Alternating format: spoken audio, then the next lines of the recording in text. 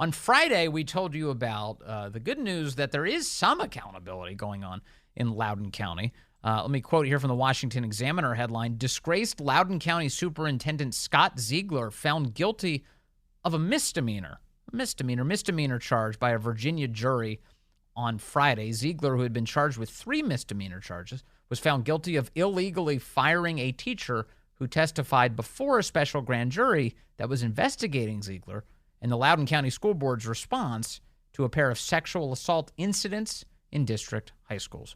For more on this, let's bring in the Attorney General of the Commonwealth of Virginia, Jason Miyares. Mr. Attorney General, good to have you back with us, sir.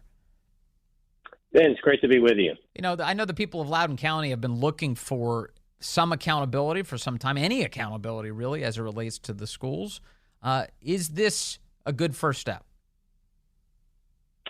Well, I mean, it's a criminal conviction that carries up to 12 months in jail. I don't think it's in any way insignificant.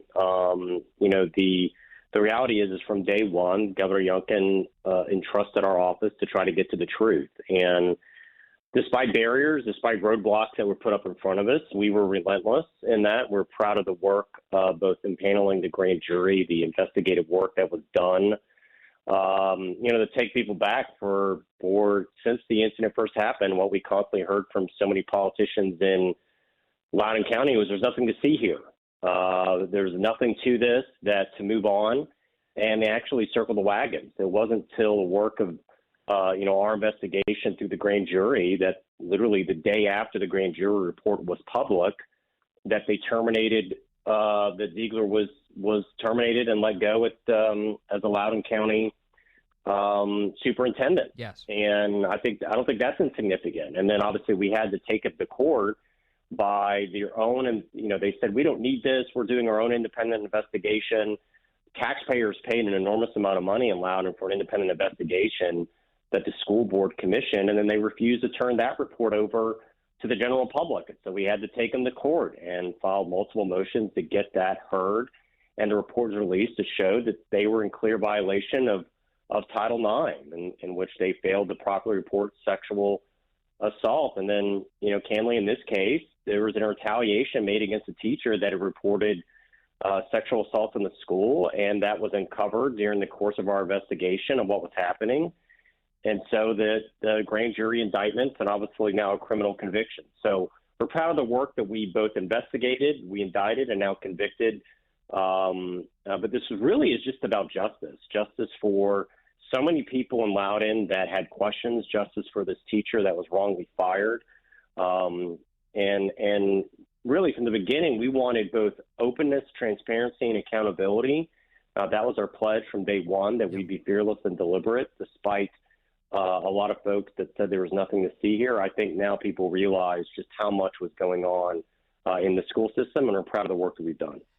Were you surprised to find out how much lying was going on in this case, how much of a cover-up there was? Because, even going back to that first, infamous school board meeting where there had been a sexual assault in a bathroom in a Loudoun County high school just weeks prior, you get the superintendent, Scott Ziegler, saying, no, there are no reports of sexual assaults in the bathrooms.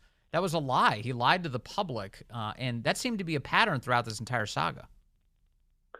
There's a lot that I have seen that shocks me. I will tell you this, the single most shocking thing that we uncovered throughout the course of our investigation, and this is in the grand jury report, so this is public information, is when the first sexual assault took place. This is, the 15-year-old boy puts on the skirt, sexually assaults this innocent girl in the bathroom. They got transferred to another school, and another assault took place. When the first sexual assault took place, a teacher actually walked in on it while the sexual assault was happening and did nothing.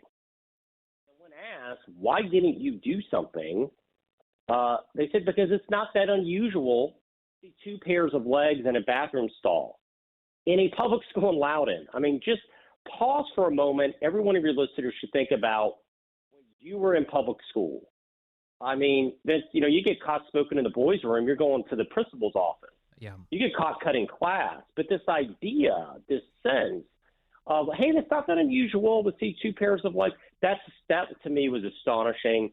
And it really goes back to, I think, a lot of the reasons why so many parents had so many questions of how in the world did this happen. Well, when I remember being in school, I remember adults used to actually act like they were in charge because they were. I mean, the high school football coach would break up fights. He would grab dudes and throw them against respective walls and say, knock it off, go to class. Or the female teachers would speak to the girls about whether they were behaving inappropriately. It wouldn't be a problem. But nowadays, apparently, the kids can get away with whatever they want. The report that you put out, or that came out from Loudoun County because of your work, included a detail that I thought was also jarring, which is that the boy who was wearing the skirt was not the most freakishly dressed kid in school. They said that he was actually, it was kind of a mild case compared to the way many of the other kids were dressing and presenting themselves in school, which made me go, what the hell's going on in the schools, Mr. Attorney General? I will tell you this. I had a lunch with a Pakistani American businessman. He was sharing with me that his 7th grade son in Fairfax Public School, at roll call, at attendance, they have to state their name and then their preferred pronoun. And he said that some of the kids in the class were starting to go meow. And I thought, well, why would they do that? Is that kind of just a joke? And they said no, because they identify as a furry. And I'll let your listeners figure out what a furry is. That was an interesting conversation. But I do think, to your larger point, this goes back to a different issue, which is if you don't feel safe in school, children can't learn and teachers don't stay. I talk to, whenever I run into a teacher that has left the profession, they inevitably tell me it's one of two things. One of which is they're tired of kind of this suffocating level of political correctness and wokeness that they see in the schools that are coming into their curriculum. And they're just worn out and they want to leave. And the second is they don't feel safe. They see that children simply are not disciplined. It's next to impossible to discipline kids and hold children accountable, and they don't feel safe. And so they don't want to stay in that type of environment. That's not healthy. Kids can't learn, and teachers don't want to stay to teach when they don't feel safe, Vince. And so I think that is a huge, larger issue. But listen, it was Democrats that they were in charge in Richmond. They pushed the pull SROs out of our schools, which predictably led to disastrous results. It was Democrats under Ralph Northam that ended the mandatory reporting requirement of sexual assaults in schools. Those are measures that they push all in the name of, quote, social equity. And the reality is it's made our schools less safe. It's made our students feel less safe. It's made our teachers feel less safe as well. And so I think having safety in our school, a child can't learn if they don't feel safe. I think that's one of the first things. As a parent myself of school-age kids, when you take your child to school, when you drop them off, man, the first thing you want, even above knowing they're going to have a good education, bring my child home safe. That's what every parent wants, even above getting a good education.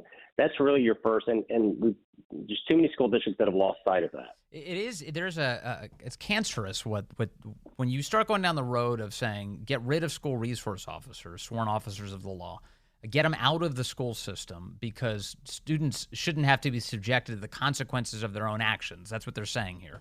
That bad behavior should be treated as if the person who's actually the bad, showing that bad behavior, they're actually the victim here. Let's not pick on them too much. That infects everything, and it creates a rot, doesn't it, Mr. Attorney General, where all of a sudden, as you point out, the teachers now feel unsafe around the students because there are no consequences for this bad behavior. Right. You have some. Listen, we've seen this to some of these left-wing prosecutors. They walk into court and they see two victims. Obviously, the victim of the crime, but they see the defendant is somehow a victim of, quote, society. And the reality is we have to get back to this idea that you have personal responsibility and personal accountability for your actions. And to get away from that simply means that the innocent suffer. And that's the great, great tragedy is that if you are putting up in your school system the spirit of lawlessness, a child a child simply is incapable of studying. But listen, this goes in a lot of ways. The reason why the governor did this is really because the Loudoun County Commonwealth attorney couldn't be trusted to do this job. There's nothing that I uncovered. The Loudoun CA should not have covered herself, but she just chose to, in my opinion, chose to turn a blind eye to it. This was all information that she should have found. She should have prosecuted this case. She just chose not to. And so that's kind of why we are where we are, is that the governor had our office step in because there was no faith that there actually would be justice for these Loudoun County families and justice for this teacher that suffered this humiliation of being fired for simply reporting the sexual assault that she was witnessing. Yeah. Yeah, big time. Mr. Attorney General, Jason Miyares, anything else in terms of what's next on your agenda when it comes to this issue with schools?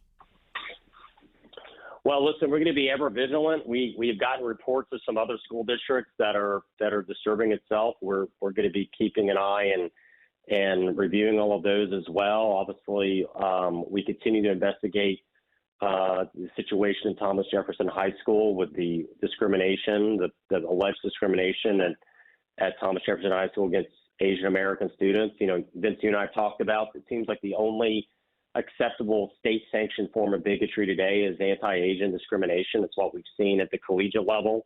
After they adopted this equity policy, you saw a 20-point drop in Asian student enrollment in 1 year. And just think about this kind of war on merit that we're having in the education system these days. Last year, the People's Republic of China graduated 4 million STEM graduates. That's science, technology, engineering, and math. The United States in the same period graduated roughly 400,000.